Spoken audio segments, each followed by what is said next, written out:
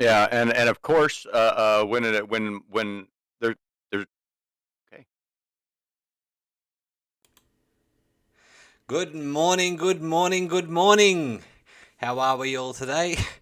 We've got scrolling right back up the chat. We've got John Brunel, Shane Lalone, how are you? Ben Toombs in early. These are all the early early entries. You guys were in the chat half hour before we started. That is absolutely um, amazing. And then Jack Pines, g'day for coming. We've got, I believe we still have Kevin in the live chat. Trail Dust and Dylan Corwin. Eric, thanks for joining us. As it was alluded to last week, Yamez is a little bit busy today. He might jump into the Discord and have a bit of a voice chat, but he won't be joining us live today. So today he's just got me and my wonderful co-host Alexis. How are you today, Alexis? I am doing really well, I think. I've had a bit of a fiasco this morning with all of my audio equipment taking a pooper. Um, yeah, I went to get up and I tripped over the headphone cord, flipped the soundboard over, and nothing has worked right since. So today I'm running off of the big headphones because I got one set that's too short, one set that's not working, soundboard's not working. I mean, it's just I had to cobble this. It took me like half an hour, 45 minutes to cobble together what I got going on right now. So that's my morning. Yeah, I thought it was going to be a smooth, easy, just get on, hit the, no. It's been a challenge all morning, as I'm sure it has been for you. Oh yeah, today was a challenge. I have been sitting here for 4 hours trying to set this up. It's been ridiculous. It's been good. Amy Lee, thank you for joining us. How are you?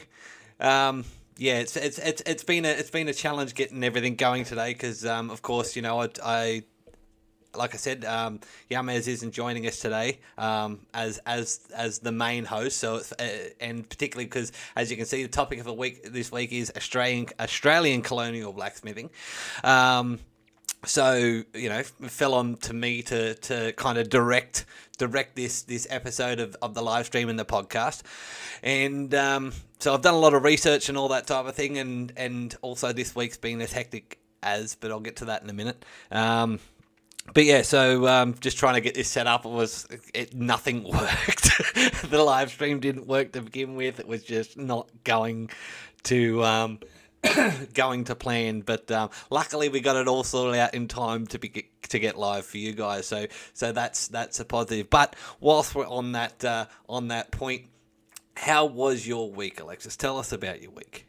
Yeah, my week was pretty tame, actually. I didn't have any work for the beginning of the week, so this is usually my week off, my days off week of the month. But I did not have therapy this week. My therapist's on vacation, so I was just like, I'm just gonna work through my days off because I mean, hey, let's stack that paper for Quad State, And yeah, so like Saturday, Sunday came and went, and there wasn't any work for until Wednesday. So I went ahead and went home for Monday and Tuesday, and came back on Wednesday morning for a Wednesday night shift that pushed from two in the afternoon to midnight, and then it pushed from midnight to 6 a.m. And then I showed up at 6 a.m., and this is a long ways away, so I got up at 2:30 in the morning to be there at 6 a.m. And then I got there, and the truck pusher's like, "Hey, how was your drive?" I was like, well, it's a drive. And he's like, "Yeah, well, go ahead and take her back to the yard. They still got 5,500 foot of casing to run." And then, it's like 12 hours of cementing after they run the casing. So I was like, oh, they couldn't have figured out like 12 hours ago that they weren't going to be done in time, huh? So I drove all the way back, and then I did a night shift that night. I rigged one down overnight, and then had gosh, that's the only two jobs I did. I spent 8 hours driving out to that one rig and driving back, and then I spent 17 hours rigging one down, rigging it up on Thursday/Friday. Yesterday was me sitting here playing. As you see, my background is Minecraft. This was a screenshot from a single biome challenge that I did a couple weeks ago. I already beat the Ender Dragon in that one. But I spent all day yesterday working on this caveman challenge thing where you can't go above Y0 and failing miserably, especially and it's hardcore mode. So if you die, you're done. You got to delete the world and start all over. And so I spent all day doing that, and I don't think I'm going to mess with it today because I'm really frustrated with it. So today, after I do this, I think I'm going to go watch Oppenheimer. So that's my week. Fair enough. That sounds productive, at least. Yeah, you bet. How was your week, Adam? Like I said, my week's been flat out, so I'm just trying to get a picture up to show you. But I spent part of this week helping out my dad. They recently put a pool into their yard. And thankfully, my dad's still kicking and still relatively healthy. So that's a good thing. For those that don't know, my dad was diagnosed about a year ago with a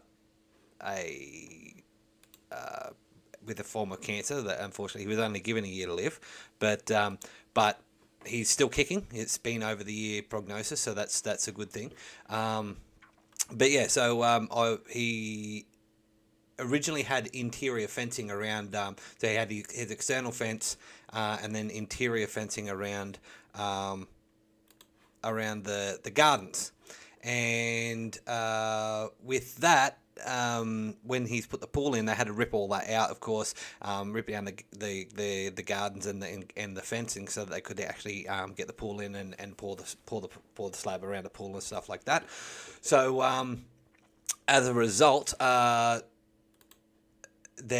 was all destroyed. So this week I was around there basically helping my dad redo all that fencing. We're doing a lot of welding up new fence panels, putting posts in, all that type of stuff, in order to get basically the gardens have been re-established, thankfully, but in order to get all that going. But yeah, so apart from that, the other thing I've been doing is I've been, and I'm going to give you a little bit of a spoiler, I've started to erect my shed. So there will be, just a second, it's coming up on the screen now. I've just got to make it a bit smaller so you can all see. That was the wrong thing to do. So let me bring that up. Sorry about this, guys. I'm doing this all live because I don't have Yamaz's technological skill, and this was the last minute addition I only thought of about 5 minutes ago. So so the frame for my shed is now up. There will be a video in future on my YouTube channel in order to show the construction process. But this is actually a shed frame I bought about 2 years ago. Which there we go. Oh, there it is. There we go. Yeah, so this is actually a shed frame I bought about 2 years ago. I think it's about 5.5 meters by 5.5 meters ish, 5 meters by 5 meters, which is about 15 by 15 foot. I think that's the conversion. So yeah, so that's and it's all tin clad, double swinging doors, personal door on the far side, and basically that's just put together. It's just bolted together at the moment. I'll be raising up. You can see the holes along the bottom, so that's for the footings that I need to put in. But that's erected now. I can just raise up. I've got to get some concrete in, raise up the frame, level it out, and put the footings in for it. I won't be concreting the floor. People keep asking me if I'm going to be doing that. But no, I won't be concreting the floor because dirt doesn't burn. And then basically on the far side and the near side, so the wall we're looking at in the picture there, and the wall where the personnel door is, there's going to be 2 shipping containers on either side. One of the shipping container on the side that the personnel door is on already has another personnel door in it. So I'm going to be turning that into like the front part of an office. The back part will be like a woodworking finishing area. And yeah, and the other shipping container will be storage. So like I said, I bought that about 2 years ago. I've been dreading moving it because I actually thought it was a lot heavier than it was. I used a high ab on a prime mover in order to move it out there, but it turns out it was actually fairly light. So me and a mate of mine lifted it onto a trailer and basically dragged it down to where we set it up, and then raised the frame by ourselves and bolted it together. And yeah, so it's going to be it's going to be my new workshop soon, and it's going to follow a couple of years ago I did when I was looking at buying this property, I did a competition on the actual design my workshop. So it's going to be following that workshop layout of the original the winner of that workshop thing, which is part of the reason why I've actually taken photos and we'll be doing a video. I've got to send it to that person so that they get the first view of it, of course, and then I'll be doing a grand opening video. Though basically when I drop the video, it will be my grand opening video of the of the new Speargrass Forge, which has been far too long in coming. But yeah, so how long has it been? It's been 2 years this month, because we moved out 2 years ago this month. That's how long it's been. So yeah, it's been far too long. Yeah. So just going back to the chat. So Double O Negative said, "Why erect the building without doing the footing first? Just wondering." Reason being, it's a prefab building. It's actually, so we have a company here in Australia, which is our main telecommunications company, which is called Telstra. Back in the 70s and 80s, the 60s, 70s and 80s and early 90s, it was actually called Telecom. So this is actually a 1970s constructed a prefabrication telecom shed from one of their old yards. The yard's since been sold, and the person who bought all the buildings and stuff like that, and they were actually updating to rezone it for new sets of workshops. And this workshop actually couldn't be coded because the original bolts that held it to the concrete were only 12 millimeters. So what's that? That's half inch. So in order to get that shed coated where it was, they would have had to dig out all those bolts out of the concrete and put them back in with 16 millimeters, which is 5/7/8. No, I can't. I'm not sure of the conversion. 5/8.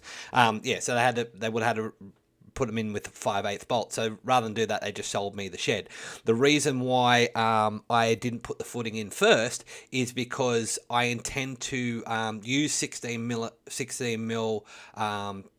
thread bar, basically with a plate on the bottom in those footings, in order to, when I concrete those footings in, will automatically hold those footings in. I don't need to worry about drilling or anything like that. I'm pouring it over the top.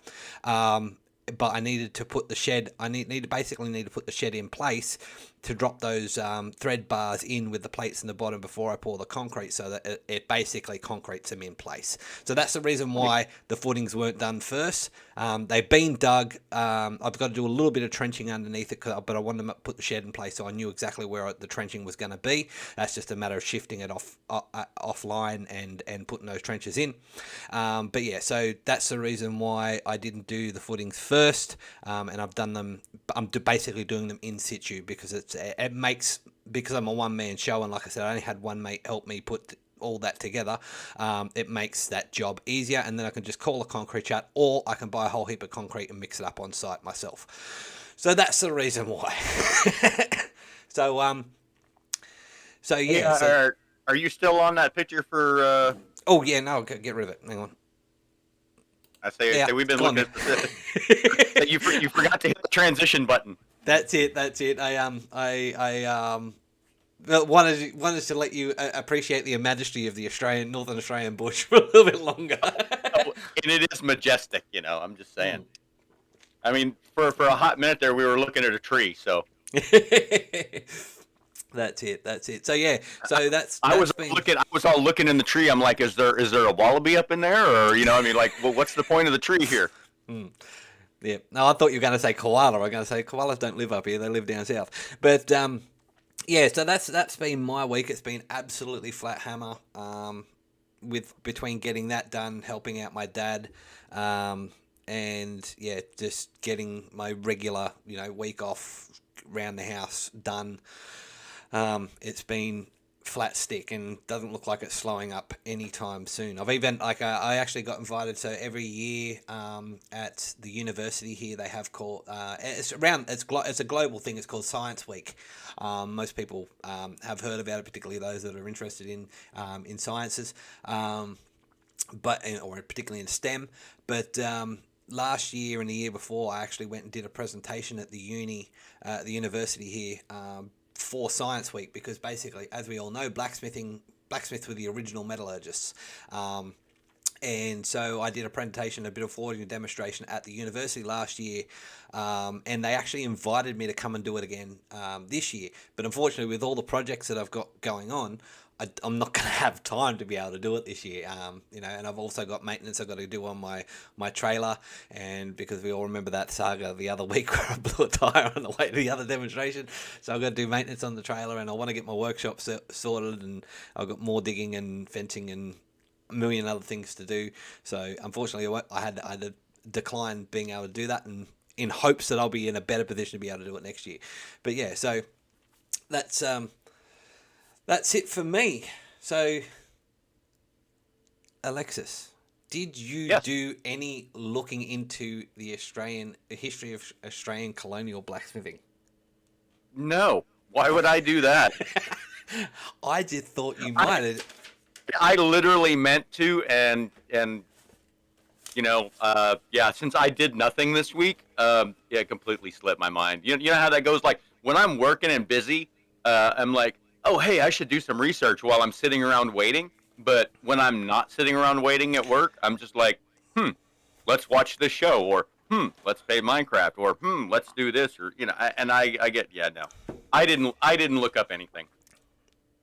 No, that's fair enough. So everything you've got is going to be news to me, and I'm waiting with excited ears.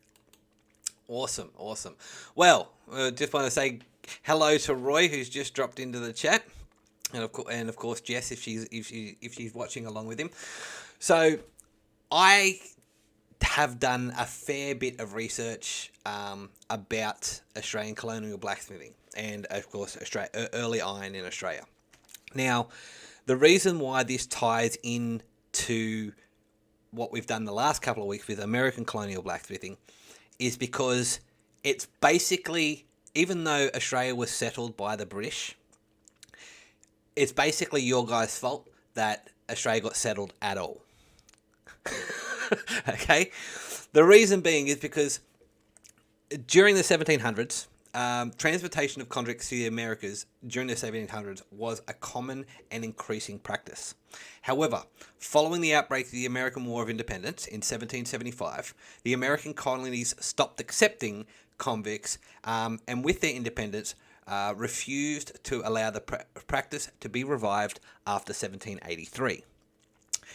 With prisons and prison hulks overcrowding in England, the English turned its attention to the recently claimed area of New South Wales in what was then referred to as New Holland, to establish a penal colony for the housing and punishment of England's prisoners, as well as to assist with colonising a newly claimed land in order to ward off any interest from the Dutch, whom had themselves discovered the continent as early as 1606. So basically, the reason why the Pons sent all their convicts and Australia became a convict nation is because you mob stopped accepting them. Once you've got that War of Independence, you were like, nah, stop sending your trash here, we don't want it anymore. So thank you, guys. If it wasn't for you, I wouldn't exist. So that's quite welcome.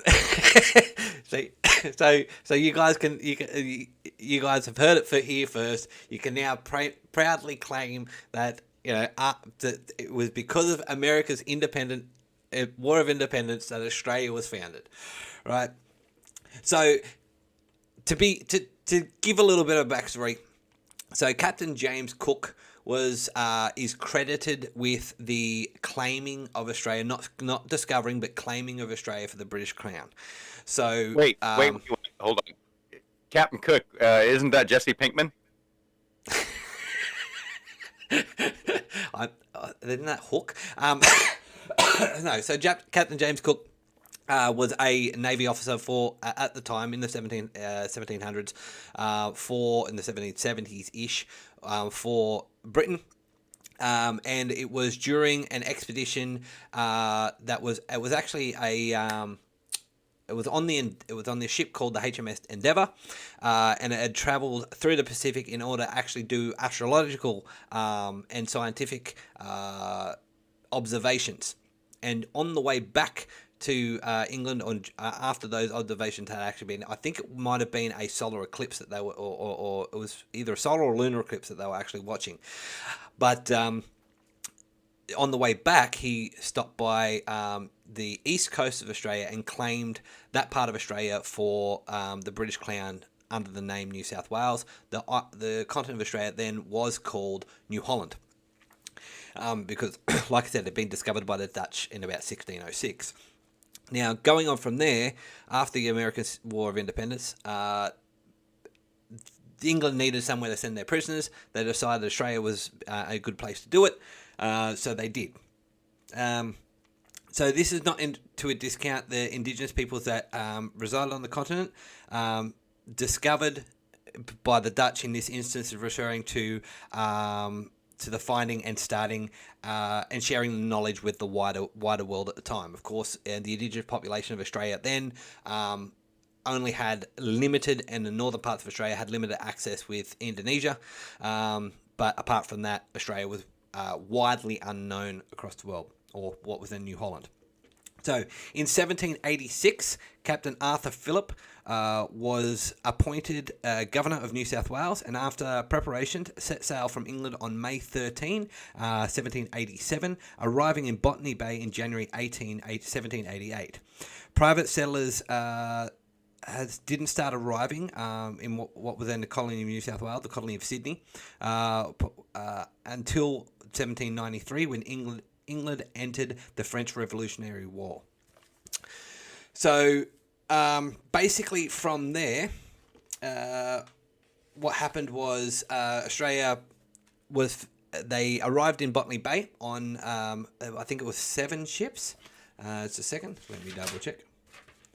So, sorry, there was 1, 2, 3, 4, 5, 6, 7, 8, 9, 10, 11 ships, being the Alexander, the Borrowdale, the Charlotte, the Fishburne, the Friendship, the Golden Grove, the Lady Penrhyn, the Prince of Wales, the Scarborough, the Sirius, and the Supply. Now, Governor Phillip actually took 5 of those ships to begin with, loaded them with convicts and Marines that were the best suited for first establishing a colony, being carpenters, blacksmiths, bakers, a certain amount of farmers, etc., and actually tried to race the rest of the ships, get to Australia first before the rest of the ships arrived, so that there could be some sort of basic colony set up. However, because of weather and stuff like that, those first ships actually only arrived 2 days before the rest of the ships arrived anyway, so it was kind of a waste of time. But from an excerpt from one of the just a second. So an extract from the diary of Watkin Trent, which was the captain of one of the Marines stationed on the ship Supply, which was the commanding ship for Arthur Phillip. This comes from the description of the landing in Port Jackson in 1788.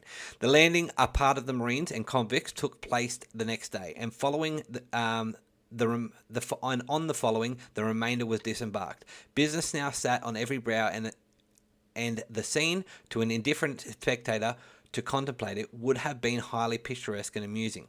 In one place, a party cutting down woods, second, setting up a blacksmith's forge, a third, dragging a load of stones and provisions, here an officer pitching his marquee with a detachment of troops parading on one side of him and the cook's fire blazing on the other. So basically, within the first couple of days of landing in Port Jackson, which later became Sydney Harbour, one of the first things they did was cut down timber and set up a blacksmith shop. So, as we all know, blacksmiths were an essential part of life back then, and it was one of the first things. This also, in my research and the paper I wrote for the archaeologists for Port Arthur, which Port Arthur was a penal settlement set up in Tasmania in the 1830s, became operational in 1833. They actually brought two prefabricated buildings from the UK when they actually came to set up that settlement. One was the superintendent's quarters, the other one was the blacksmith shop.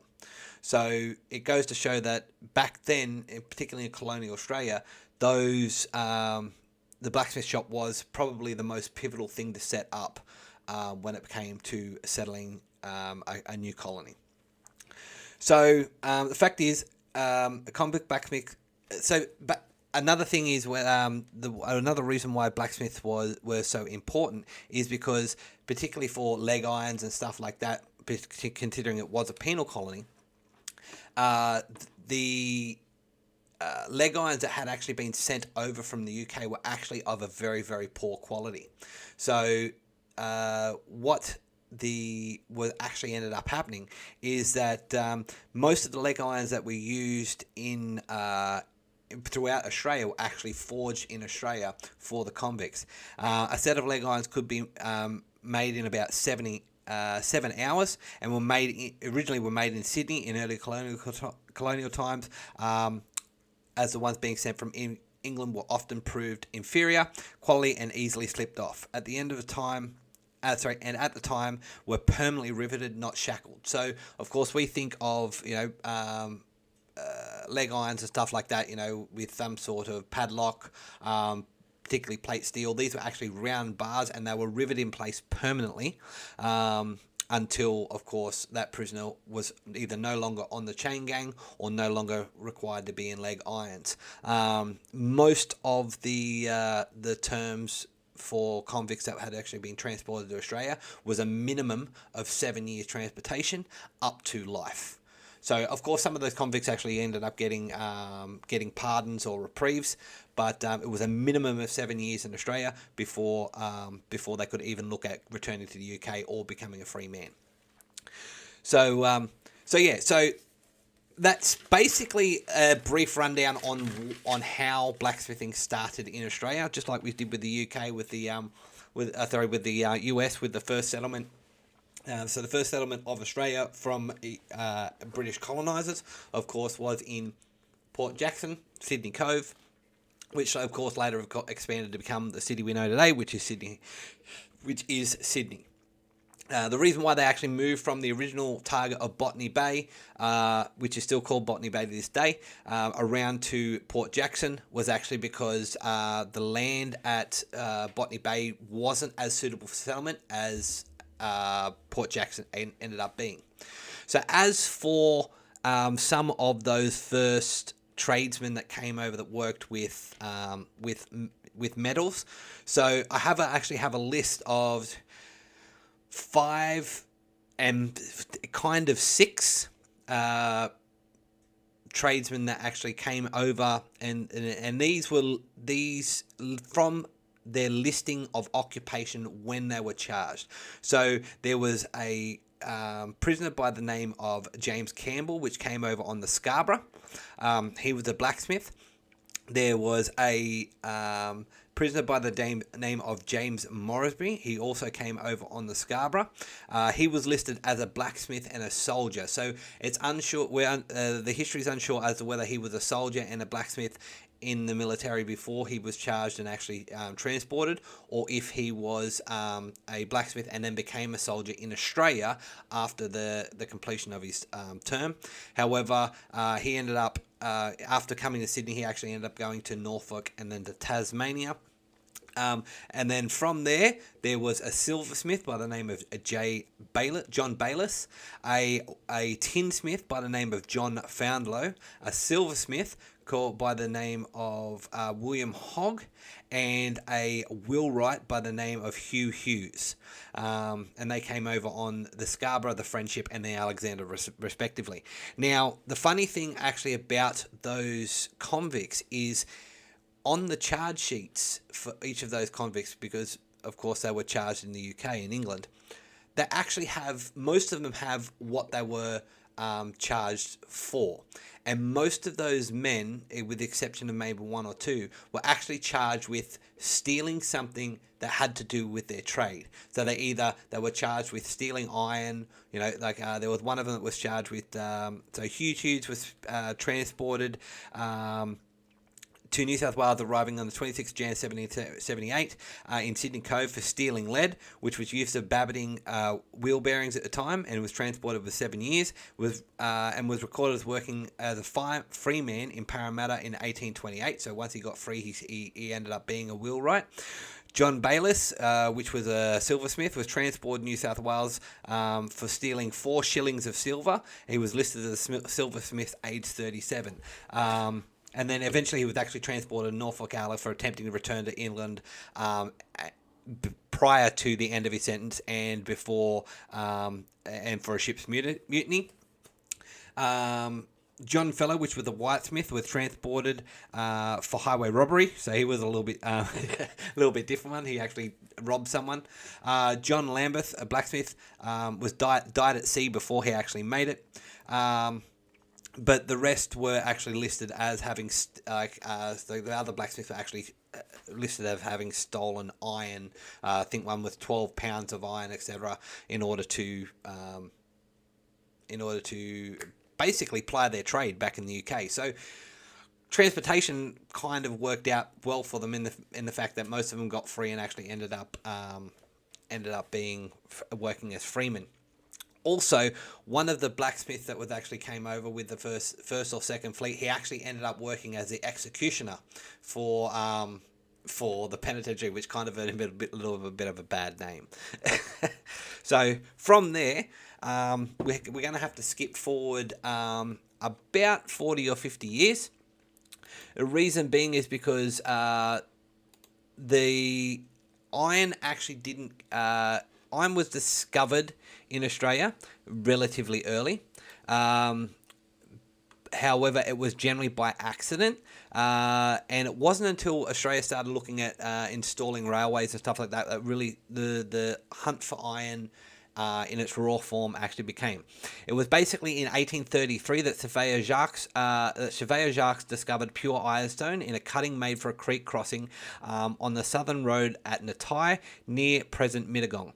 And the bridge became known as Ironstone Bridge. The incentive to produce iron from these deposits came with the move to build railways to Sydney, the Great Southern Railway being planned to pass close to the location of ore deposits. So in 1848, the first iron smelter in Australia was produced in a Catalan type furnace built in 2 months. So basically, Australia didn't actually start mining and producing its own iron until 1848. So about 50, 60, 70 years after Australia had first been settled. Reason being is because Australia didn't need to produce its own iron until that. So this is basically the what is a Catalan smelter, and this is what would later become the Mittagong Iron Works. It actually changed hands a few times over the course of its lifetime. It operated until the late 1800s, but yeah, that's basically the home of the Australian iron. Prior to that, Australia had imported all its iron either from the US or from England to begin with, but as US iron and then later on steel actually became better quality, then Australia actually started importing it more from the US, of course, as from other European countries such as Sweden. Swedish steel and Norwegian steel actually had a very good reputation all over the world, even in the US, for the quality. And basically every state, or the main states of Australia, colonies of Australia at that time, only had one, maybe two smelters. There was two in New South Wales, ended up being two in Victoria, and one in Tasmania. There were none in Queensland, and none in Northern Territory, none in Western Australia until much later. A commercial Commercial iron smelting didn't really kick off until about the 1870s, and then Australia, of course, became known as a iron producing country by basically after the First World War, when Australian iron and steel stocks became low. We started mining and producing our own. Now, when it comes to unique colonial ironwork, of course, Australia being very much influenced and a child nation of the UK and a sister nation to the US, most of our inspiration came from either you guys or the UK. We didn't have a very distinct colonial blacksmithing history in and of ourselves, simply because we didn't have long enough to build one.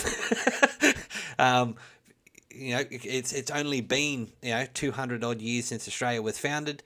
You guys have had 400 or 500 years since the US was founded. So considering we basically grew up as your guys' little brother, it is what it is. We didn't really get our own.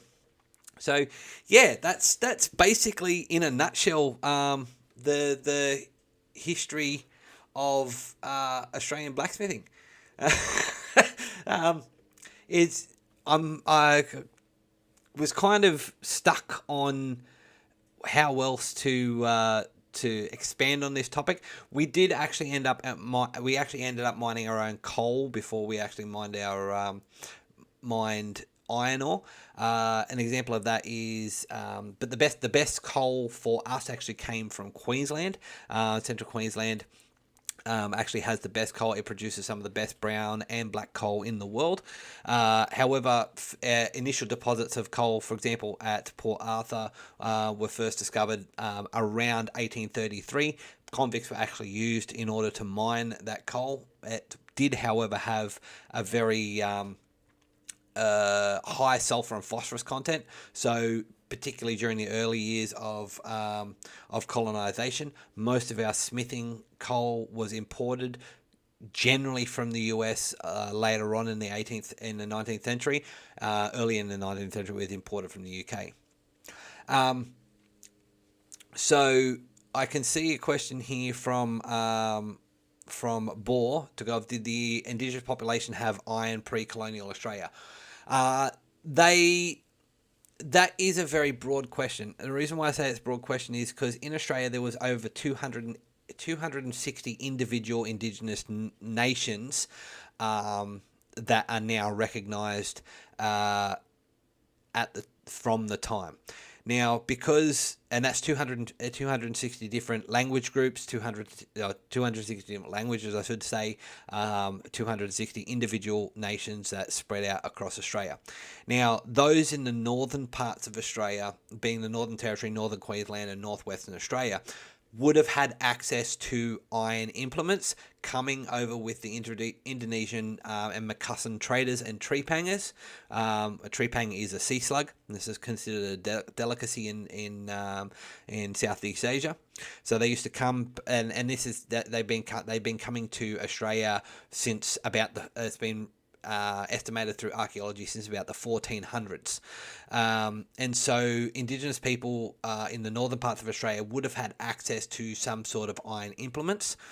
However, as for being and having their own iron age, most of the indigenous people were actually pre-metal age. So they were pre-copper. They hadn't had any sort of metallurgical advancement, as far as the archaeology can tell. They hadn't even made it to copper age, as far as we can tell. That's not to say that they weren't advanced in their own ways. Of course, we know with certain civilizations in the southern, the continent of South America, quite a few things could be done with stone tools and the like. But of course, they still had copper and gold and all that type of thing.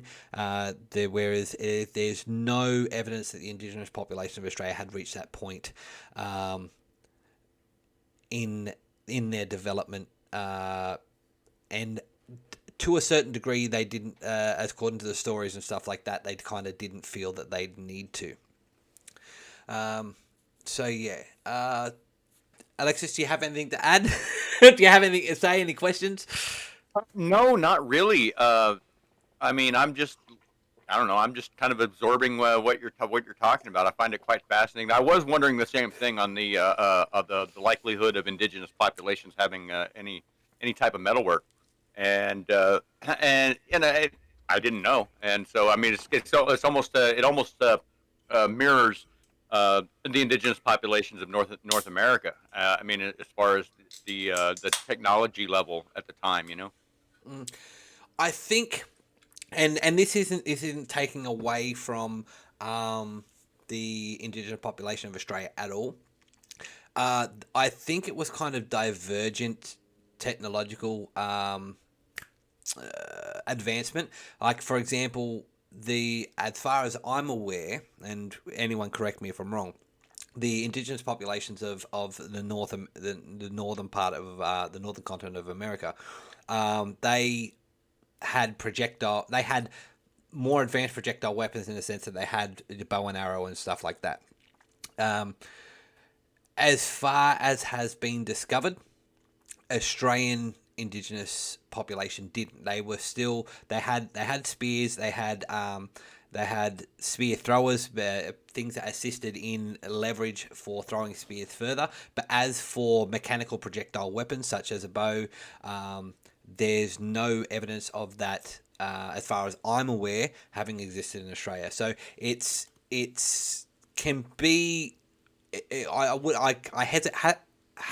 Very hesitant to say this, but it can kind of be said that the Australian Indigenous people were not at as advanced as that when it came to technological development. That said, they also lived in a country which has really good weather, a very wide open spaces, animals that could be hunted and stuff, and wide variety of wildlife, bird life, and all sorts of things. Right. So they may not have needed that ability to, as opposed to trying to hunt a bison or trying to hunt a deer, where having that projectile weapon would have probably came as an advantage. In hunting, kangaroos and birds and stuff like that, there's probably a little bit less of that necessity in order to do it. But right, they had the boomerang. Yeah. There probably wasn't any megafauna though, right? Like there wasn't any big game to hunt. Like in North America, you had moose, you had elk, bison. I mean, if you go back 15,000 years, you still had woolly mammoths. Yeah. So in Australia, we've gone from blacksmithing to ancient Australian history. It's but it ties into the blacksmithing because of the tools used to take down the food, So in Australia is actually one of the oldest. Australia was actually, if you go back to original settlement of original peoples, the indigenous people have actually have a consistent and traceable history up to, I think it's now dated back to 70,000 years ago in Australia. So when they arrived in Australia, there were megafauna here. Maybe not in the sense of woolly mammoth, but there were, I think they were like 15 feet kangaroos and giant sloths, elephant birds. The dodo was still around. So it's actually posited that the Australian indigenous population hunted a lot of Australian megafauna to extinction. So they did exist, and they did exist when they got here.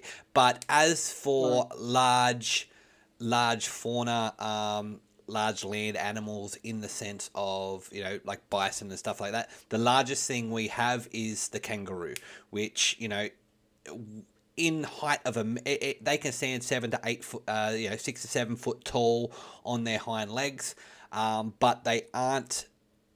They're probably comparable to a large human, in the sense, they can get up to 250, 300 pounds, but they're not going to be 1 or 2 ton like a cow or something like that was. That type of animal didn't exist in Australia prior to its introduction from either in the way of water buffalo or cows, cattle, and that they didn't exist here prior to the introduction of the European population. Could the thing that you just said be affected by boomerangs? The megafauna. So boomerangs. Yes, Boomerangs. they've been taken out by boomerangs. Yes and no. So there's actually many different styles of boomerangs. There's the one that everyone knows that comes back. So it's actually an interesting shape for coming back. Most hunting boomerangs though aren't designed to come back. They're flat. They're very broad. They're unbalanced. In the sense of returning, but they're still very aerodynamic, and also depending on the size. So you could actually get large boomerangs that weigh up to basically 2.5 pounds, which were used for hunting and war. They were used for hunting and warfare. And they can take out a kangaroo quite easily. They can quite easily take out a human. Breaking necks, breaking bones, shattering skulls. So it is possible that large megafauna could have been taken out or been hunted with the use of boomerangs. We do know, and I have seen it in person, that boomerangs can be used to hunt birds, and everything from an emu, which is basically a slightly smaller ostrich, all the way to birds in flight like geese and ducks. So yes, they may have been used to hunt megafauna, but there's no megafauna exists around Australia anymore, so we have no idea if it actually happened or not. So yeah. Right. So I was only using that as a segue joke to say hello, everybody. Yeah, he didn't actually expect a response, right? no. I was expecting you to say, "Shut up, Yamez." No, well, I'm happy to answer questions like that. So now that you're here, and we can have a little bit of a segue where we go back through the chat. How was your week? Holy cow, or bison in this case. Holy bison. What a week.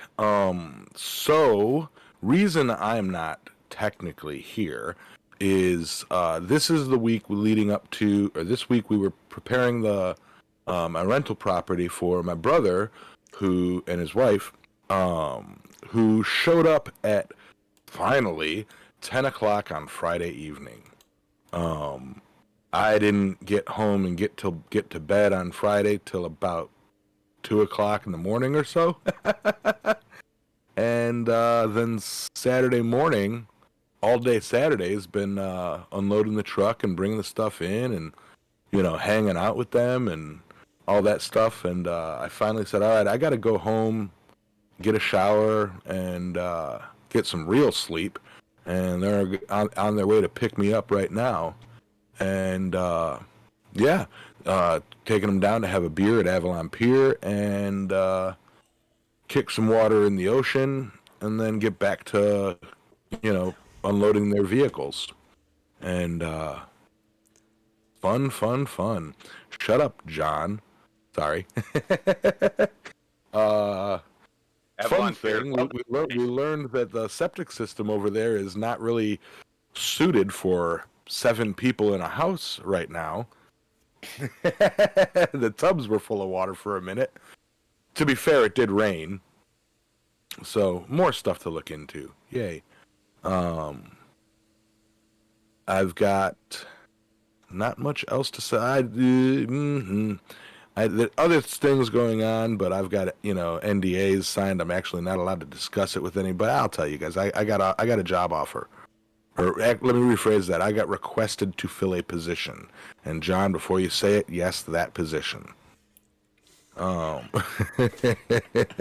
it's so a lot going on in my week this week. Sounds fun. So, oh my gosh. Is the future bright? Yep. So I'm just So yeah. We have a couple of people complaining that that you're actually here there, Yamas. You know, they were all promised Yeah, a free day. I see that. Like they were promised a Yamez free experience. I just noticed that the viewership dropped from 100 to 15. Mm-hmm. So I see who the people in the channel really like. You know, y'all are only here for my co-hosts, not me. The beauty and the Fine. brains. You know, the joke is just secondary. The beauty and the brains and the beast, the beast, the beast. So yeah, so we did actually have an interesting question about why Australians don't have a British accent, and it's Yeah, you basically do. it's basically the same reason why Americans don't have a British accent. Both of our countries were a melting pot, a smelter, if you will, of different regions and different cultures that actually came together. Added to that, the fact that basically prisoners from the UK that were sent to Australia as part of transportation, they were literally from all over the UK, and they were stuffed together in a small area, and it wasn't so much the adults, but the children that picked up and changed the accent. Now, during the late 1700s, and there was an interesting bit of Australian history which was actually called the Rum Rebellion. So, in the settlements, and particularly the colony of Sydney and colony of New South Wales, the British Marines ended up rebelling against the governor because their ration of rum, which was actually part of their payment, was restricted. So as a result, they rebelled, and there was all sorts of stuff happening at the time. There was bootleg rum being sold, homemade beer, all sorts of things, and basically it's a bit of a urban legend, but most of the people that lived in Australia at the time, during the early settlement, were said to have been at least partially intoxicated most of the time.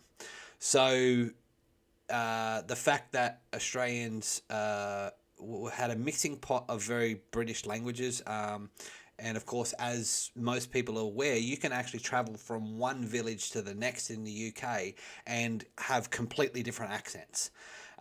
It's very, and these places can be 5-10 miles apart. They're very, very close, but they'll have completely different accents, and they'll judge each other based on those accents as well. Now, it's something that also exists in the US, not as localized as different villages, but you can travel to different states. I believe Wisconsin has its own unique accent, and I know Brooklyn has a unique accent, and then of course you've got your Southern accent and your Louisiana accent, and so those different regions have very distinctive accents. Now, if you put descendants of or those people, a group of those people with all those different accents into one small place for an extended period of time, their children would develop a mixture of all those accents. Now, it was actually reported in, I think it was either the late 1800s or the early 1900s, that Australia was judged by the UK, by England, as having the most pure version of the English accent that had ever and would ever exist, because we were literally a hodgepodge of most of the British accent, everything from Scottish all the way down to the southern parts of England, west to Wales, and across to Ireland. The Australian accent, very much, and of course Australian has now developed into the broad, general and refined Australian English. You can hear examples of those. If you ever listen to Steve Irwin, he has a very broad Australian accent. I have a very general Australian accent, and then of course someone like Kate Blanchett has a very refined, a very proper Australian accent. So and the refined Australian accent generally sounds a little bit more British. And and then of course you hear someone like Steve Irwin, who has a very broad Australian accent, and they can be very hard to understand sometimes, particularly with the vernacular that they use. So, yeah, that's basically how it developed. In hodgepodge of different languages, add in a lot of intoxication, and the fact that I don't know if anyone's noticed this with the way I speak, I don't really enunciate as much as a lot of Americans, Europeans do. I don't open my mouth as much, and there is actually a reason for that. If you ever come to Australia, particularly to the bush, like where I live, Australia is renowned for having a lot of flies. So Australians talk with their lips, but we don't talk so much with our jaws, because if we open our mouth, a fly gets in. There's nothing worse than trying to talk around a whole heap of flies flying in and out of your mouth. They will sit in the corner of your eyes. They'll try and climb up your nose, all that type of thing. I'm sure Ben can attest to it, having been a person that I know has been here. The flies can, at certain times of the year, be absolutely atrocious. So we've learned to speak much more with our lips as opposed to with our actual jaws. So that explains where the accent comes from. So scroll down the chat a little bit more. And I'd like to kind of point out as well, you like on here, you speak, I mean, with an Australian accent, but you kind of speak properly instead of so much in Australian slang or like you would normally to just, your mate down the road, At least I think so, Well, I do. I see, and the chat doesn't really know this, but I have of course but I have conversations with Alexis and Yamez, pre-stream, after the stream. We sometimes call each other just to have a chat and get along. So I'll speak with Australian vernacular to them off stream. And it's gotten to the point that they can usually understand what I'm saying. Almost, right? Well, yeah. But to give a good example of what I mean, so I'll say something like, I have to head down the road. I've got to go to the servo. I need some durries, and I've got to get some go-go juice in order to hit the road later on, right? Now that is very, very enunciated. To say that to my mate, I go, oh yeah, got to get out on the road, got to get some smokes, and I need a few durries, and I need some go-go juice because I'll be heading out bush later on. And now that I know to most of you guys that will sound like one word, because can I try to translate what I think I heard? Sure. Because to be fair, I do have the volume a little low. Mm-hmm. I think what you said is, hey, I've got to run down to the store and pick up some coffee. Mumble, mumble, mumble, mumble. Yeah, something like that. I basically said I've got to go to the gas station in order to get some cigarettes because I'll be heading down the road out bush later on today. So nothing about coffee. Nothing about coffee. The hell is go-go juice? Gas. I thought that was gas. Yeah, there you go. Gosh.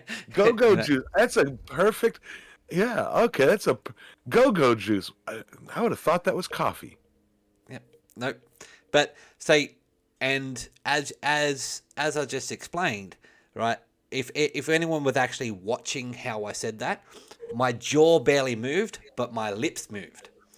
The reason why is because you say it all in one word and with very little jaw movement, and you say it all with your lips so that flies don't get in your mouth. Well, I'm really glad we don't have that problem here. I'm sure there's parts of the US where it does happen, but, probably not as bad as Australia.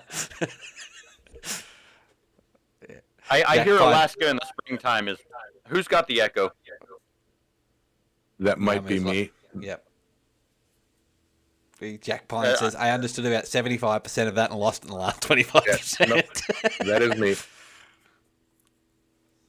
Yeah, so I hear Alaska in the springtime is really really difficult with bugs because like everything comes out all at once and it's got like 30 days to like mate and go back into hiding. Yep.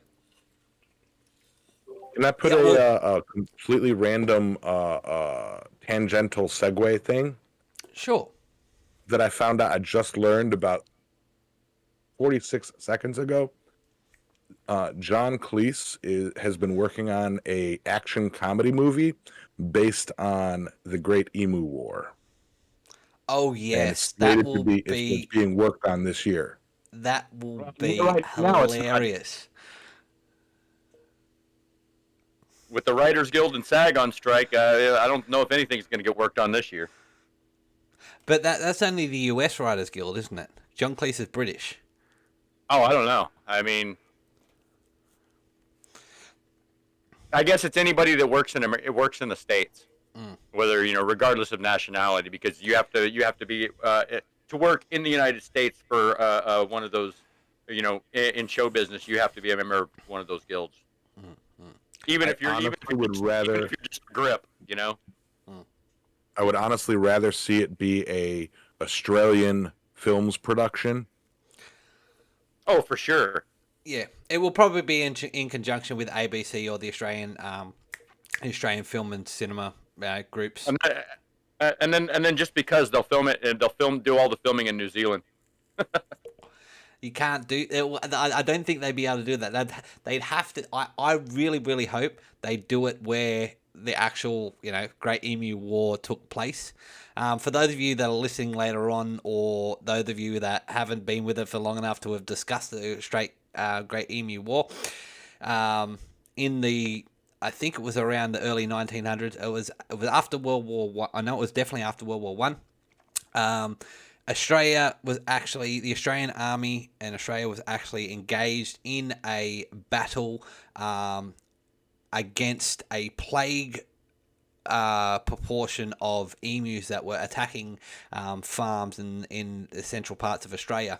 And after the Australian Army mobilised with surplus weapons after the war, we officially lost a war against emus due to their sheer stupidity and suicidal tendencies and absolute numbers. There was something like 1 million rounds of machine gun ammunition that was fired into droves of emus and barely made a dent. So it would be absolute, and it was a legit military campaign. Like I'm not talking about a couple of units of army. It was a military campaign with machine guns and tactics and all that type of thing, and they didn't make a dent in the emu population.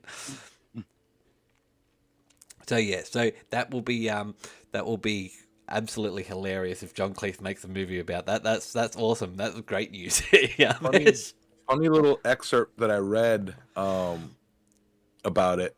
The government actually was it got called the Emu War because the government treated it like a war. The military was brought in. Artillery was brought in. They had jeeps with machine guns on top that were running around chasing these things. They put in the first attempt, something along the lines of 250,000 rounds of ammo to take down about 40 birds, and it was considered a failure. The machine gunners had this dream of just plowing through these masses of emus, and then the readouts from the generals that was describing it like how the enemy has divided and split and turned into guerrilla tactics, and if we can harness their abilities, we would be the greatest army on earth because they're basically tank proof, blah blah. Like it's like describing it as if it's a human enemy. It's a hilarious read through to read about how the Australian government and generals were corresponding with each other about the war. They treated it like an actual war. And I agree, it would be a fantastic movie. Yep. And considering it's comedy action, which could only be, and it'll be done by John Cleese, it should be hilarious. But Steve Parson said the fat electrician on TikTok and YouTube covered this and said the Emu War did not happen. I can say with absolute 110% positivity that it did happen. I believe my great great grandfather was actually involved in it in some capacity. They were working on the railways. They were constructing railways and stuff like that around the area at the time, and had seen. I also know people or grew up in areas with people who were actually directly affected by emus and the plague proportions of emus that happened. And there is public domain knowledge, so you can actually go online and look up the bounties that were offered afterwards on emus and stuff like that, in order to try and cull their population a little bit. Wait a minute. Adam, are you insinuating that somebody on the internet is either lying or wrong about something? Well, no. So Australians can get rather passionate about certain parts of our history. I mean, I saw it on the internet, so it must be true. Yeah, but I mean, look, and this is something that, like for example, and again, going through into war and blacksmithing and stuff like that, a lot of the world didn't know that Australia. And if you really want an interesting read, there's a interesting watch reactions. There's two women that react. I can't remember what they're called, but they're YouTubers, and they react to basically a thing that happened in the Second World War called the bombing of Darwin.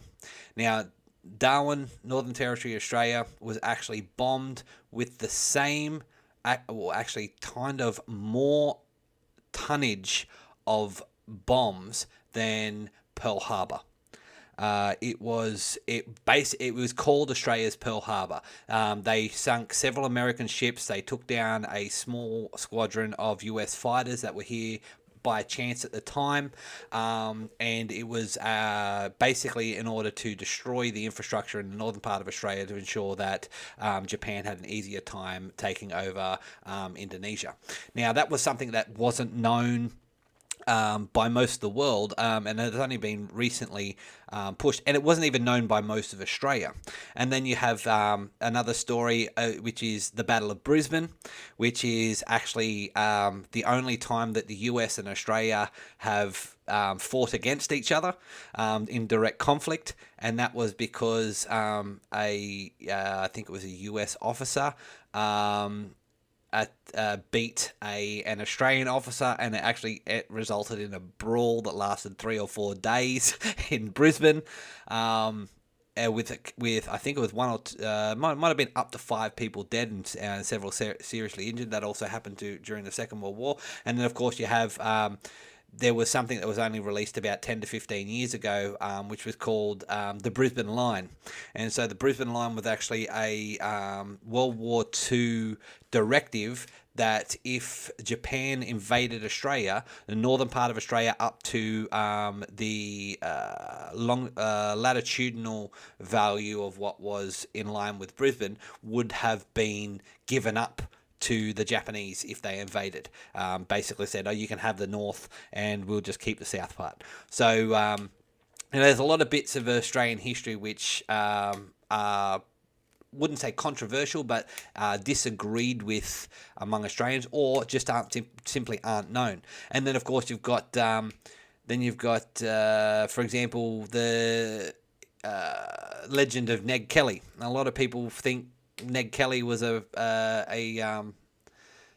outlaw. He was an outlaw, but a lot of people think he wasn't a folk hero. Other people think he's an absolute folk hero. So, at the end of the day, different people have different opinions, and everyone's entitled to their own opinion. And yes, deranged Australians lost a war to a bird.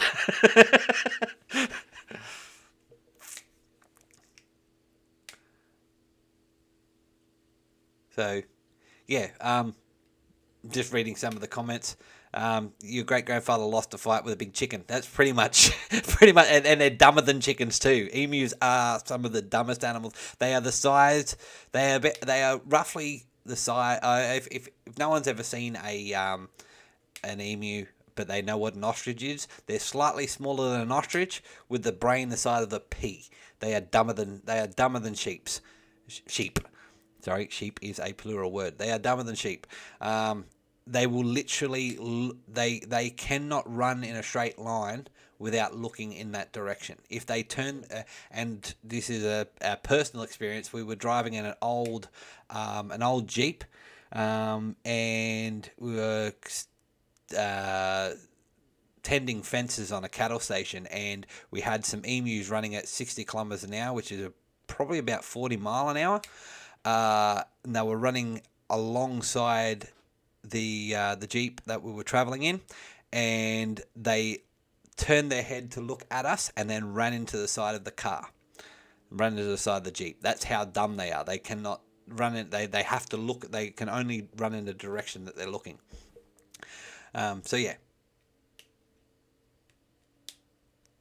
Does anyone else have any questions? I reckon we've done pretty much, done this topic and gone sideways and all sorts of things over the time.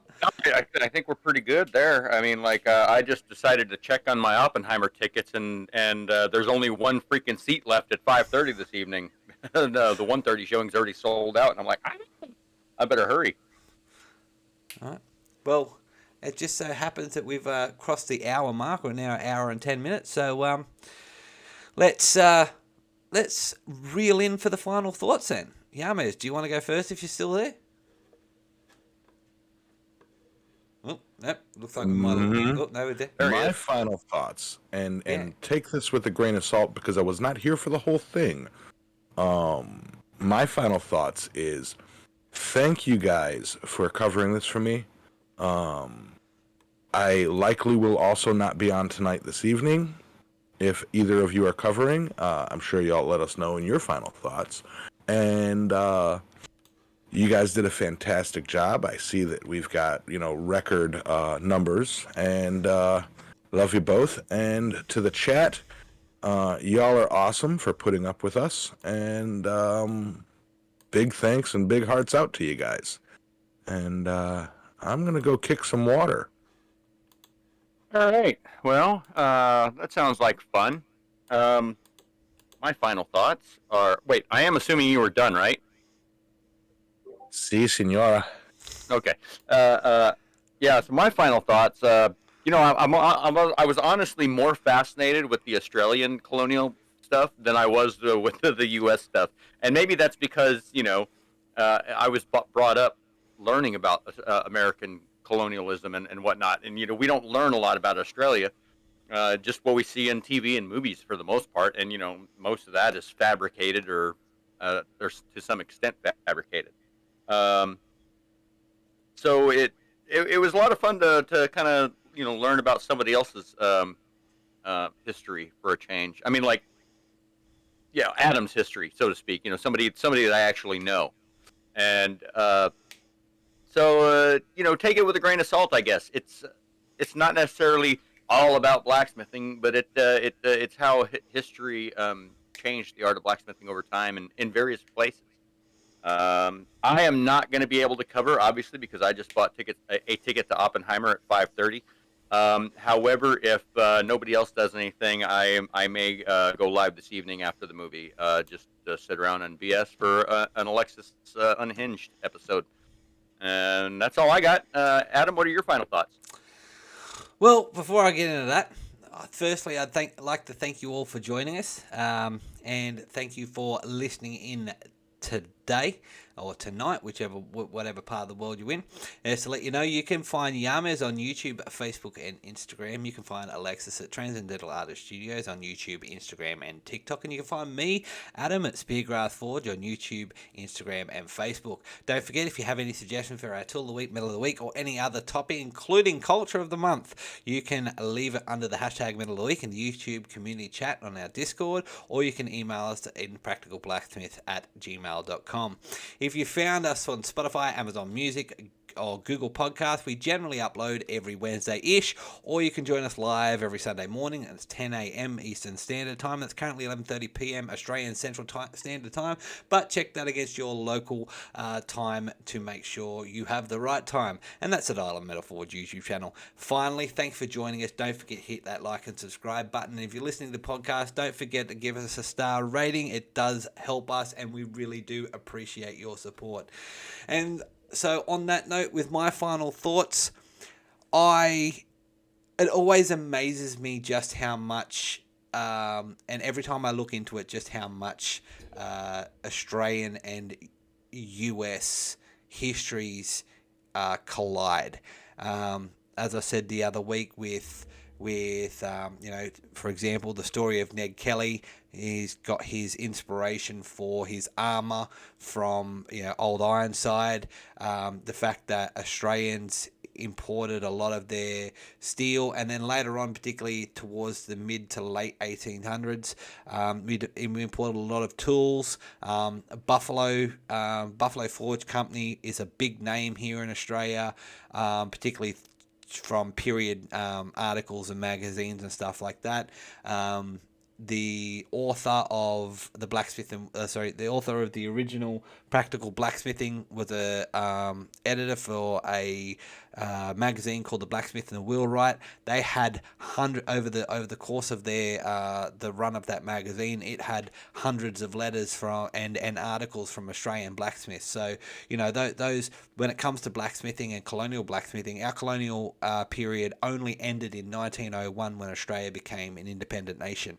And we're one of the few countries in the world that we've done it without a war. But that's not to say that our country grew up with some of the innovations and a lot of the tools that either had come from the US or were developed out of the US, as well as in conjunction with those that came from the UK. So it's always interesting to see those parallels and realize that certain things in history were happening at the same time. So when my absolute final thought is when you have a look at history, try and relate it to something in your history. When you think about when you're trying to think about something that happened during a certain period of time, for example, we all think of pirates, we think of, a certain part of history. Remember that, America was becoming, within only, maybe 20 or 30 years of becoming an independent country, your own independent nation during the golden age of piracy. So to try and relate that, certain parts of history to your own history and your own knowledge, and that would be it's an interesting way to look at things that happened in the past. And with that, we're going to wrap up. It's time to end the stream. So again, thanks for joining us, and we'll see you all next time. Thank you much, Lee. Bye all.